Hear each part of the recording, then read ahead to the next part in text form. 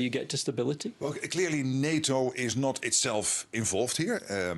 NATO allies are providing key enabling support. What we see here is that NATO in that sense is also this power projection platform for the United States.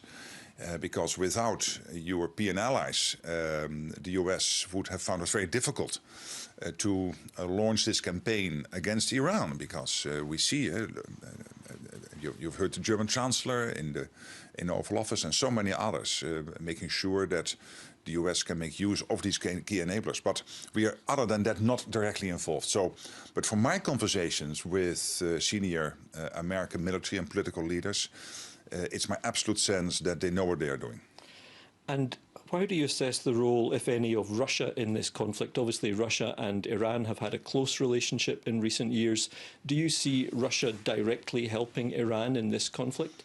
Well, I think what we know is that Iran was one of the key supporters of the Russian war effort against Ukraine, totally unprovoked. This crazy war which started in 2014 and then the full-scale invasion in February 2022. But what we also see now is that Ukraine is already for some weeks being able to recapture territory which the Russians got their hands on before. So that is really good news. We know that the Ukrainians are posing extreme losses on the Russians month in, month out. Many times more than the Russians lost in Afghanistan in the 1980s.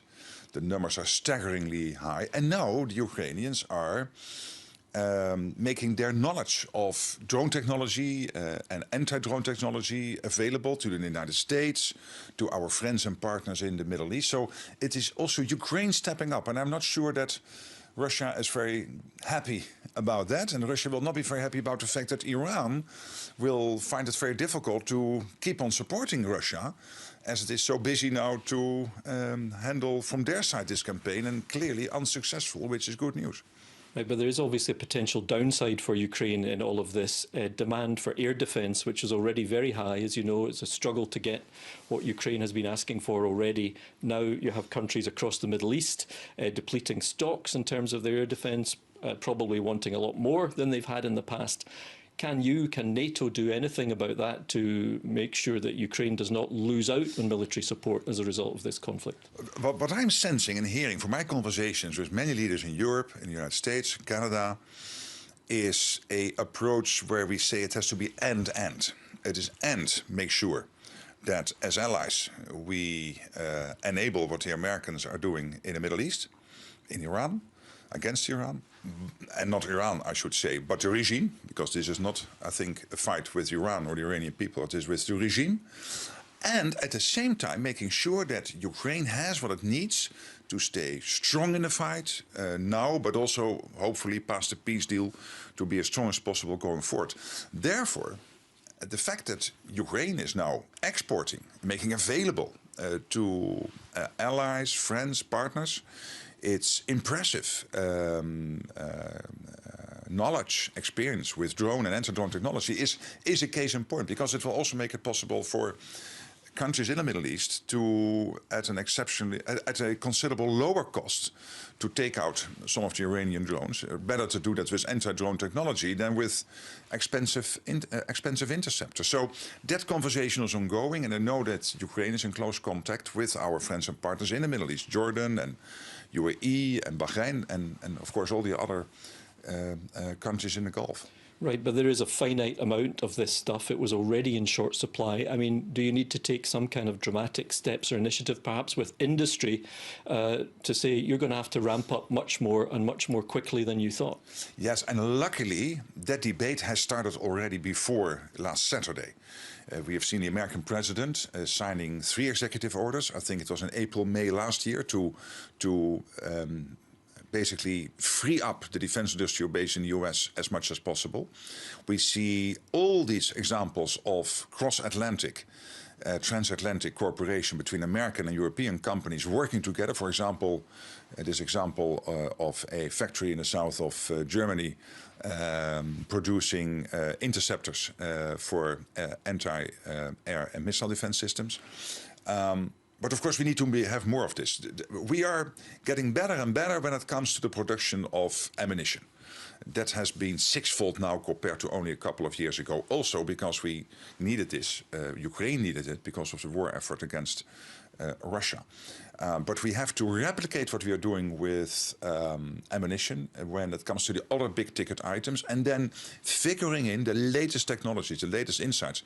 This is one of the reasons why we have this joint operation now in Poland, JTAC, where we capture as NATO and Ukraine together all the lessons from the war and implementing them as fast as possible in our own doctrines.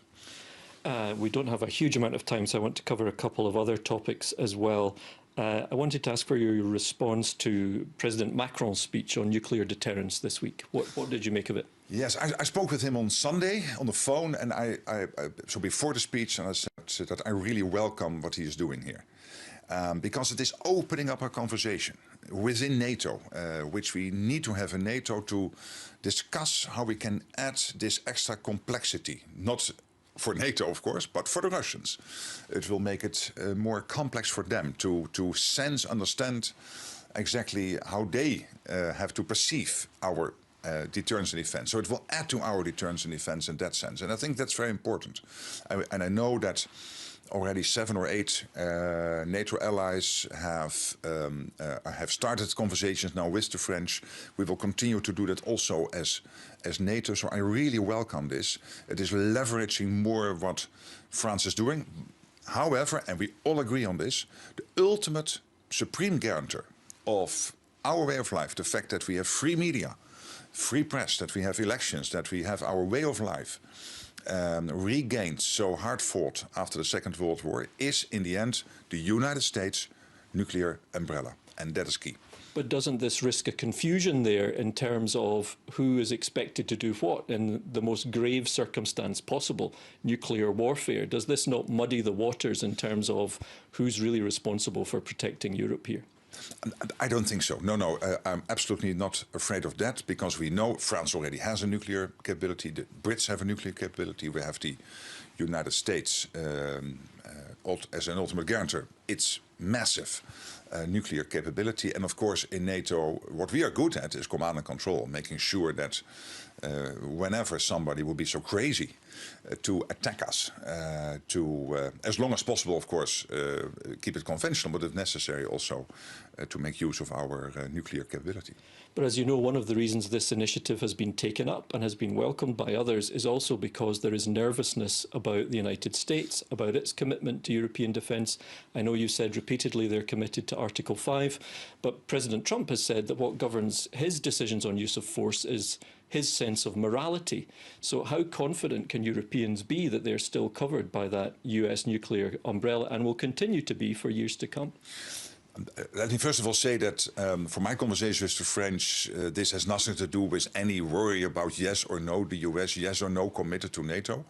And then to the more general point, I'm absolutely convinced the US is completely committed to NATO, not only because the US knows that there is a historic reason to be so much involved in European security, but also because NATO and the US, let's not forget, is over 50% of NATO economy, and the other 31 allies are are a little bit under 50% of NATO economy, because the United States knows that to stay safe itself, the US mainland, you need a secure Atlantic, a secure Europe, a secure Arctic. That's what we collectively work on, and this campaign in Iran is evidence of this, because it provides this platform of power projection by the United States, making therefore not NATO being involved in the campaign, but enabling NATO allies what the US is doing. So for all these reasons, in all my conversations with the Pentagon, State, with the White House, there is total commitment. There was one big irritant, not paying enough. And that we solved in The Hague with the famous 5%. I wanted to ask about your approach to President Trump, because you have faced criticism for it. I mean, you've praised him for this attack on Iran, even though some NATO national leaders have made clear they oppose it. A Harvard professor in Foreign Policy magazine accused you of going to enormous lengths to appease and flatter Trump and said you were making a big mistake. Even the French foreign minister has publicly criticised you. How do you respond to such criticism? Do you feel you need to tone it down a bit? Well, I hear the criticism, obviously. I'm not deaf. But I do believe that the American president, the United States being the most powerful and most quintessential ally within the alliance, if the president of that country is able to get the whole of NATO at 2% last year, you remember at the start of last year, big economies like Spain, Belgium, Canada, Italy were not on 2%, smaller ones like Slovenia and others. The whole of NATO reaching the 2%. And then in The Hague, collectively agreeing to the 5%, not only because we needed to equalize our spending in Europe and Canada with what the United States is spending, including the 3.5% on core defense spending, but also because this is crucial given our plans, our capability planning process, our NDPP process, which my predecessor started, Jens Stoltenberg, assessing